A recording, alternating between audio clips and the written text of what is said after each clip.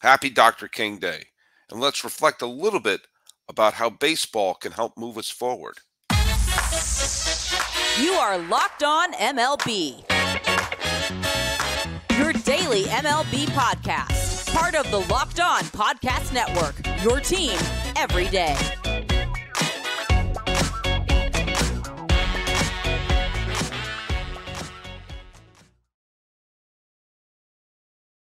Hello, baseball fans. Welcome to Locked On MLB, part of the Locked On Podcast Network, where it's your team every day.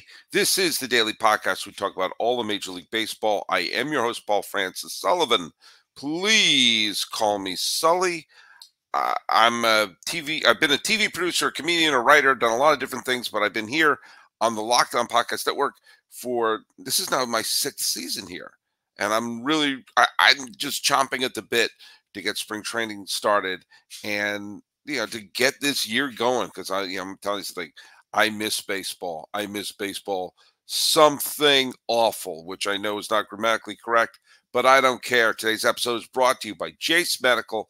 Empower yourself when you purchase a Jase case, provided with a personal supply, 5 antibiotics that treat 50 or more infections. Get yours today at jasemedical.com. Use code LOCKEDON to get $20 off your order. That's JASEmedical.com. Follow us at Locked On MLB Pods on Twitter and on Instagram, whatever Twitter is called now. I'm your pal Sully. I'm at Sully Baseball on Twitter, Sully Baseball Podcast on Instagram. Thanks so much for making us your first listen. And if you subscribe to us on the YouTubes, or if you follow us at the other social medias, I say, you want to leave a message, do me a favor, put on that hashtag Everyday Sully, and I get an idea of who's listening to me every single day. I threw out a trivia question the last time we did the show, which was, who was the last person to throw a complete game victory to win a postseason series? Now, I made it clear I was talking about a series, not the wild card game, because Madison Bumgarner, Mr. Wild Card, has thrown 2 complete game shutouts in wild card history. He shut out the Pittsburgh Pirates in 2014 with a complete game shutout. He shut out the Mets in 2016. But who was the last one to finish a series with that? And we have ourselves a winner. We have someone who gave me the correct answer. If I can only remember where. Oh, it was Jonathan Curran, who was an Everyday Sully, who said that Uncle Charlie, a.k.a. Adam Wainwright, closed out Game 5 of the National League Division Series in 2013. Just think about this for the Pirates for a second. I mean, we're going to talk about a bunch of things today, but the Pirates went to the postseason 3 straight years. 3 straight years. And each time in 2013, 2014, and 2015, a pitcher threw a complete game victory to close out their season. Wainwright in 2013, Madison Bumgarner in 2014, and Jake Arrieta in 2015. File that under yikes. Okay, I'm going to just talk about a couple of things here. It's Dr. King Day. It's a day that a lot of people like to reflect on his legacy, and you should, and it should provoke conversation.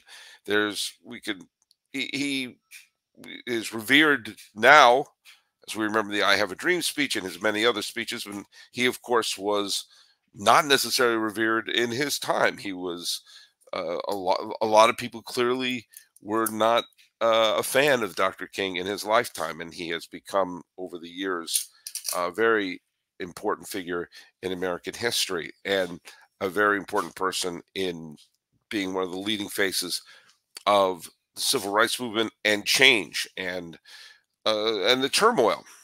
Now, sports plays a large part in fostering understanding, and more than one person has pointed that one of the things, well, 2 major things helped spark the civil rights movement and create a sense of urgency.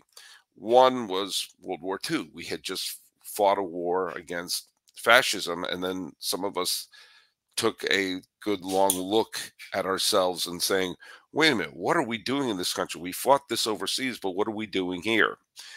But another thing that sparked the civil rights movement in many ways, in terms of getting the ball rolling, was sports. More and more black faces were being seen as sports heroes. And that sometimes is the first step in getting people to question their own bigotry, their own prejudice, and also to spark creating a sense of fighting for their own agency. I have no doubt that the success of Jesse Owens in the Olympics in 1936 and the breaking of the color barrier by Jackie Robinson and other people in 1947 helped spark the movement that culminated in the Civil Rights Act and then created a fight that goes on to this very day. A lot has changed, and right over my shoulder is the picture of Turkey Stearns, who was a Hall of Fame caliber player who was not allowed to play in Major League Baseball because of segregation. By the way, please listen to my interviews with Vanessa Ivy Rose regarding her grandfather, Turkey Stearns, and the wonderful podcast and claim that she was the host of. I think for a lot of people that started the ball rolling, the realizing, wait, I'm cheering for people who I don't look like, whose backgrounds I don't have.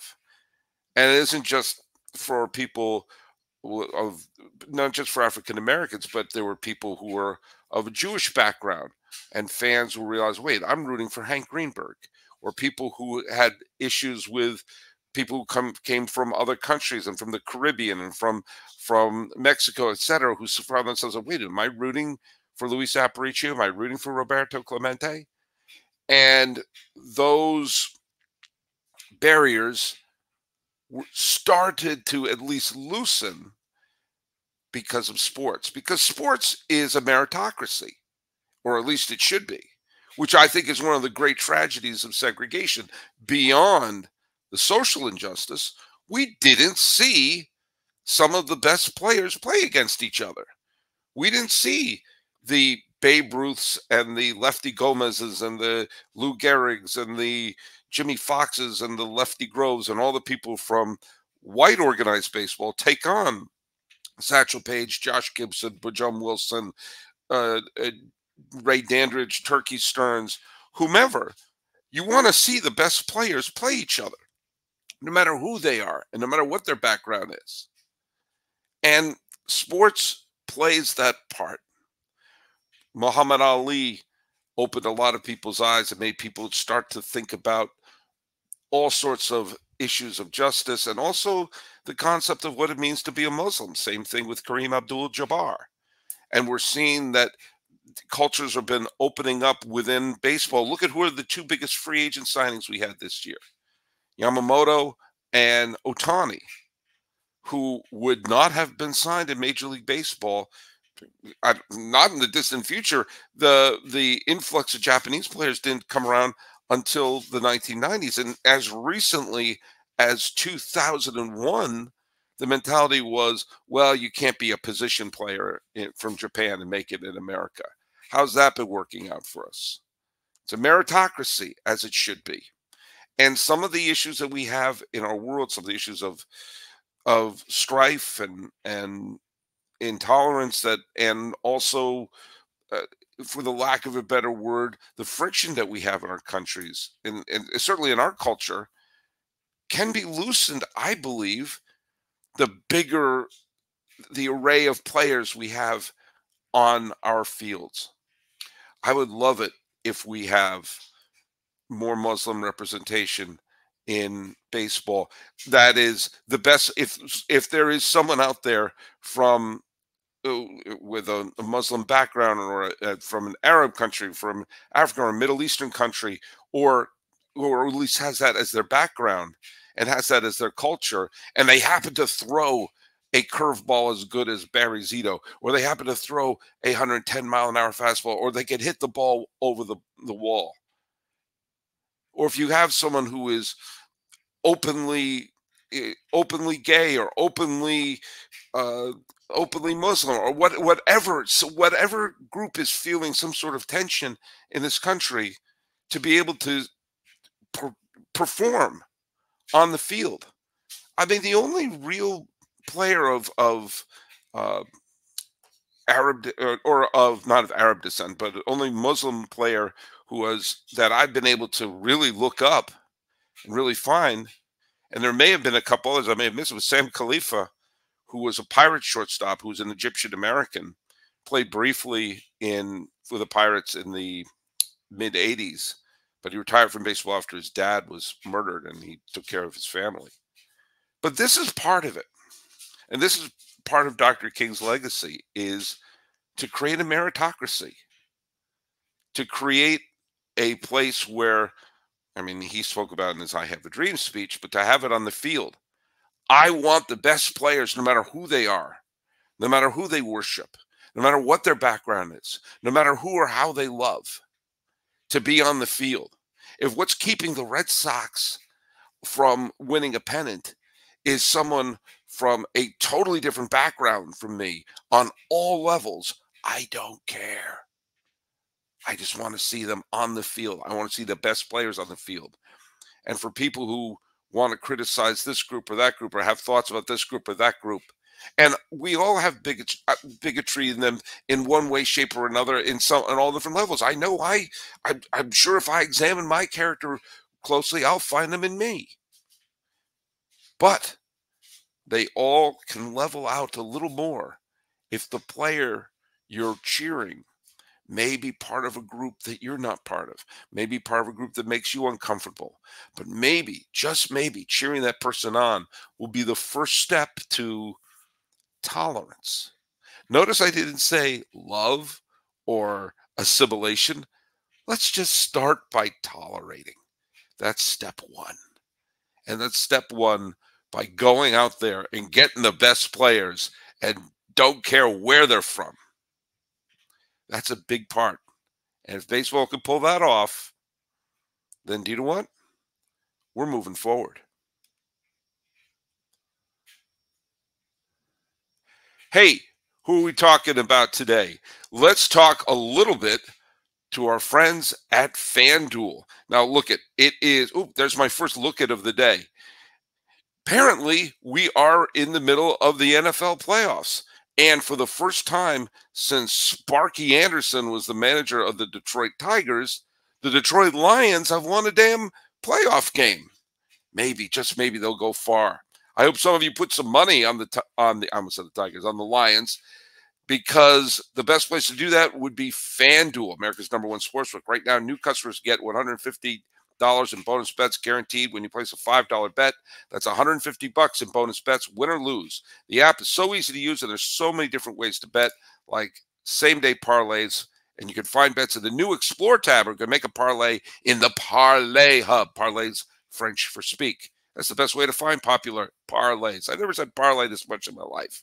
Visit FanDuel.com/lockedon and make your first bet an easy chip shot field goal. FanDuel is an official partner of the National Football League. Hey, guess who we're talking to today? We haven't heard from eBay Motors in a little bit. Welcome back, eBay Motors. Passion, drive, patience. What brings home the winning trophy is also what brings your ride or die alive.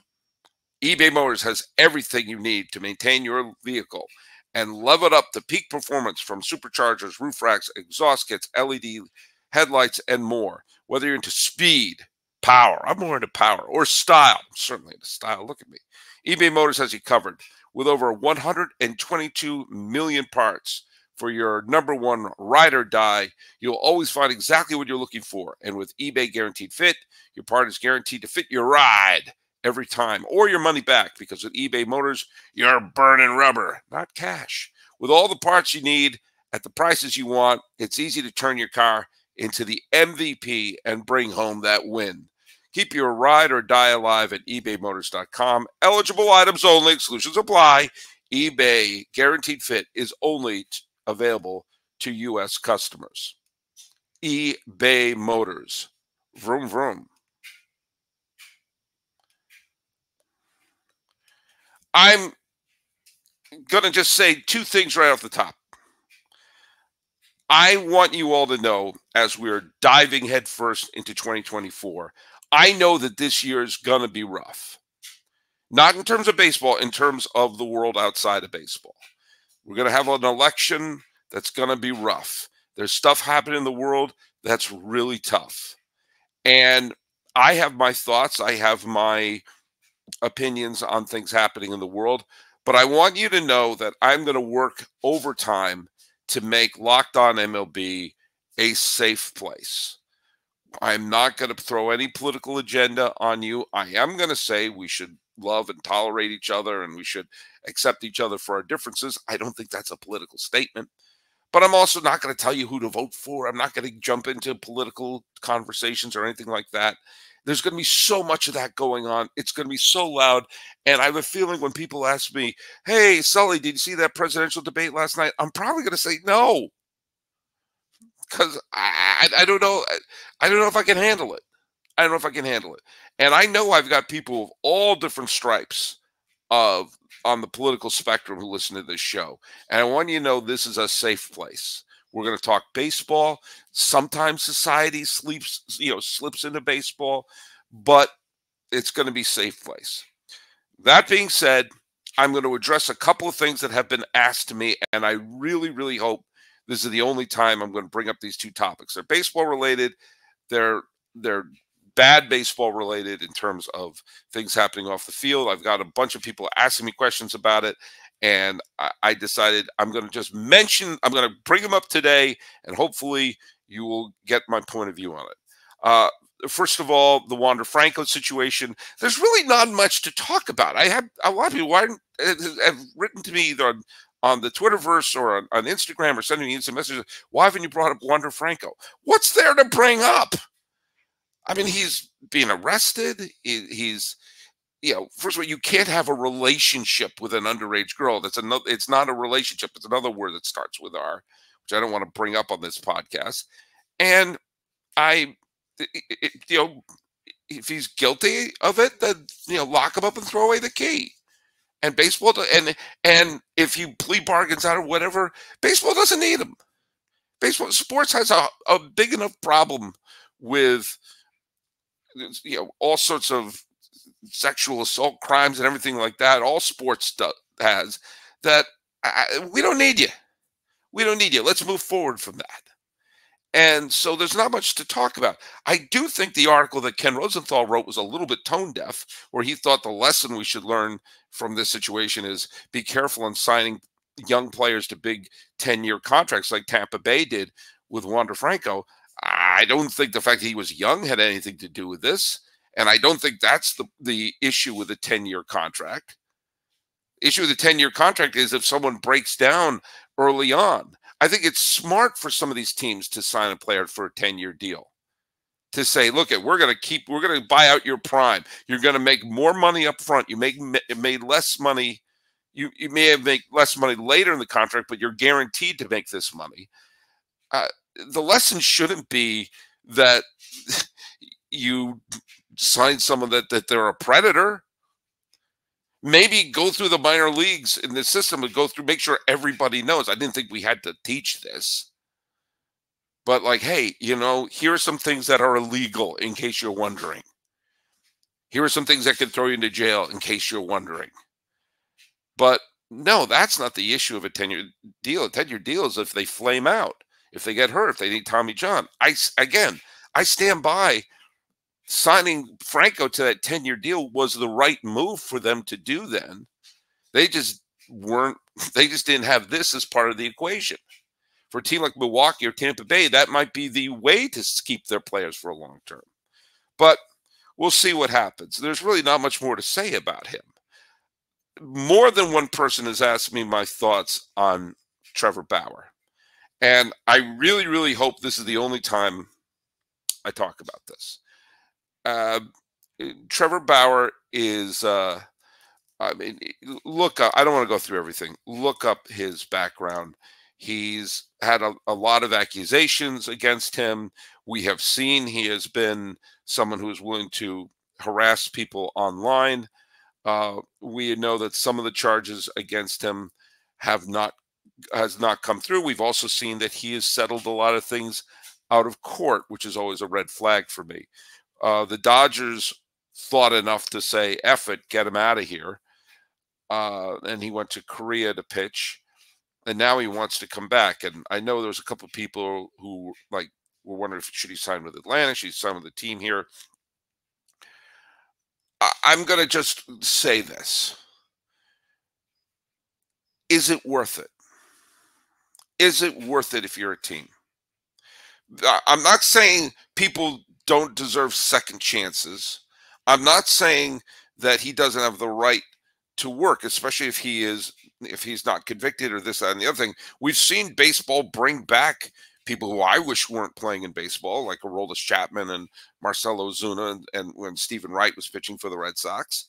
But there's also, that's just that's a feeling. I wish they didn't, but I understand that teams can. Something can be legal and be within the collective bargaining agreement and still make me grind my teeth and say, I wish I wasn't watching a Aroldis Chapman pitch. Or when I was a Red Sox, watching the 2018 Red Sox with Stephen Wright on the mound. Yeah, that was kind of rough. But if a team wants to sign Trevor Bauer, I mean, it's their right to, but is it worth it? Is it worth it? Is everybody lying about him? Are all the accusations false? And my question to the team that even who would want to sign him is, the chances of everything being false, everything being a lie, is really tiny. And do you really want to be the one whose uniform he's wearing when the you-know-what hits the fan and he can't back out of it? Is it worth it? Is it worth it for the publicity? Is it worth it for what it would mean for the team, the distraction for the team? I'm not even talking about my feelings about what he's done, of which I'm very strongly I have very strong opinions about that, but that's not the point. If you're a team, notice that the Cleveland fans and the Cleveland organization wasn't exactly crying in the streets when they traded him to Cincinnati. That the Reds weren't exactly falling to their knees going, oh no, why did you leave us? And the Dodgers were willing to eat literally millions of dollars to say scram. Aren't those red flags for you? And what makes you think that he's changed? Beyond, this is not a court of law. If he has met all the requirements, of course, he's legally able to come back. I just ask, is it worth it? Because it's going to hit the fan. Something's going to happen. And you're going to say, God, why do we step into this? Ask yourself, is it worth it? I can't answer that question. I can tell you from my point of view, no, not even a little bit. And with that, in this segment in January, I hope that I've said everything I've ever had to on these two particular topics, and we can get back to the fun stuff. Hey, Locked On has launched the first ever national sports 24/7 streaming channel on YouTube. Locked On Sports Today is here for you 24/7, covering the top sports stories of the day with local experts of Locked On, plus our national shows covering every league. Go to Locked On Sports Today on YouTube and subscribe to the first ever national sports streaming channel. And let's talk a little bit about Jase Medical. Now, again, this is an episode where we're just talking about all sorts of unpleasant things, and baseball's supposed to be a respite, and I'm going to work very hard to make sure that this show remains a fun, safe place. But you know what? Sometimes you got to talk about prepping for real life. And according to the FDA, pharmacies are running out of antibiotics like amoxicillin right in the middle of one of the worst flu seasons we've ever had. And you know what? I can't imagine a more helpless feeling if one of my sons got sick while a supply chain issue kept them from getting life-saving medication that they needed. Thankfully, I'm going to be all right. I come a Jase Case. Jase Case is a pack of 5 different antibiotics to treat a long list of antibacterial illnesses, including UTIs, respiratory infections, and all sorts of skin infections, among other all sorts of things. This stuff could happen to any of us.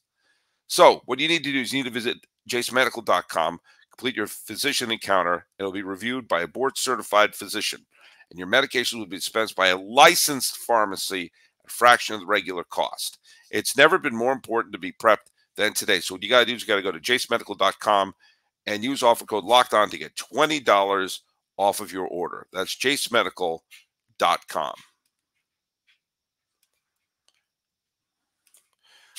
All right. I am done talking about the unfun things because I just am.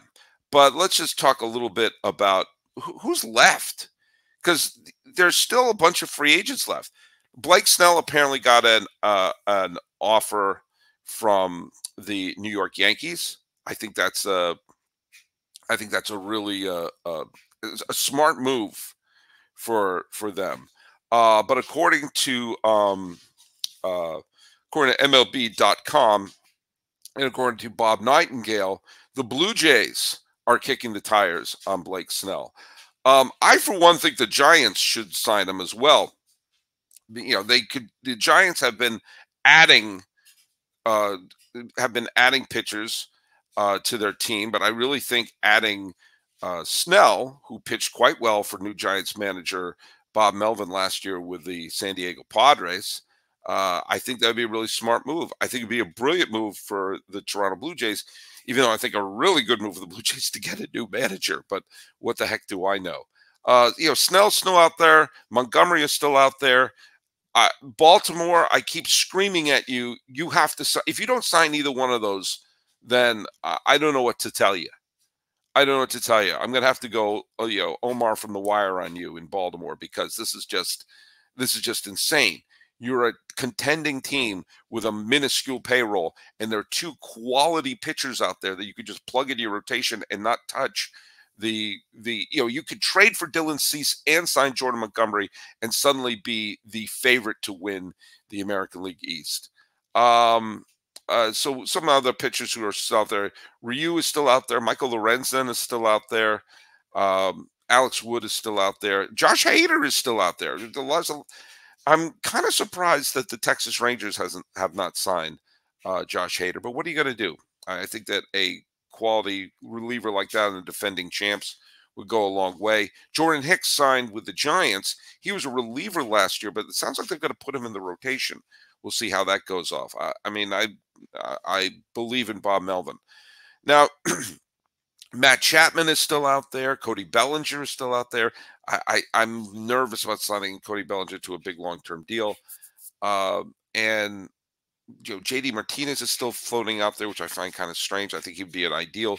If you are a rebuilding team, I think JD Martinez would be perfect on returning to the defending NL champion Arizona Diamondbacks. But if you're a rebuilding team, putting a JD Martinez in your lineup, who's like adding a hitting coach, can only make things great.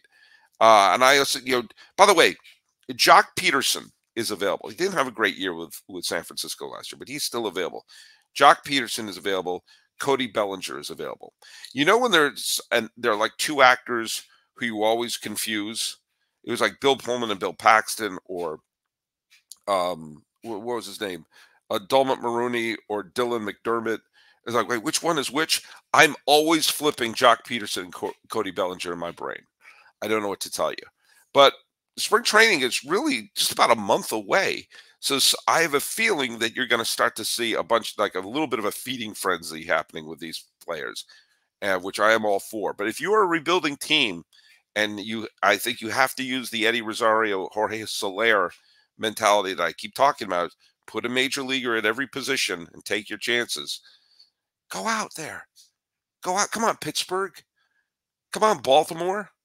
You're small budget teams. The Orioles are a 100-win team, and the Pirates contended through June. If you stock your team with some major leaguers, especially in the Central, roll the dice and see what you got.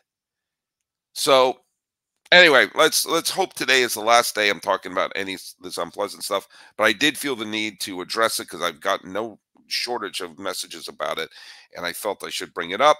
And starting tomorrow, hopefully, we're just going to be talking about baseball. Hey, trivia question today, though.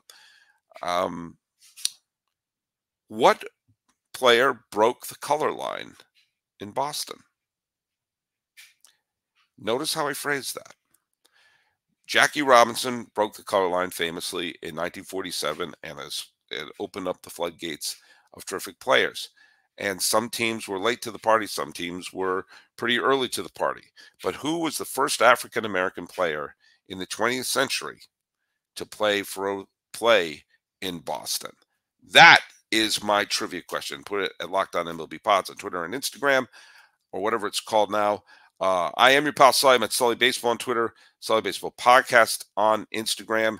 And remember that Locked On has created the first ever national sports 24/7 streaming. I just my computers just glitched on me. The first ever streaming channel. I'm so sorry about that. Go to Locked On Sports Today on YouTube and subscribe to the first ever national sports streaming channel. I hope my computer didn't just crash. In case it does, this has been Locked On MLB. I'm your host, Paul Francis Sullivan. Please call me Sully.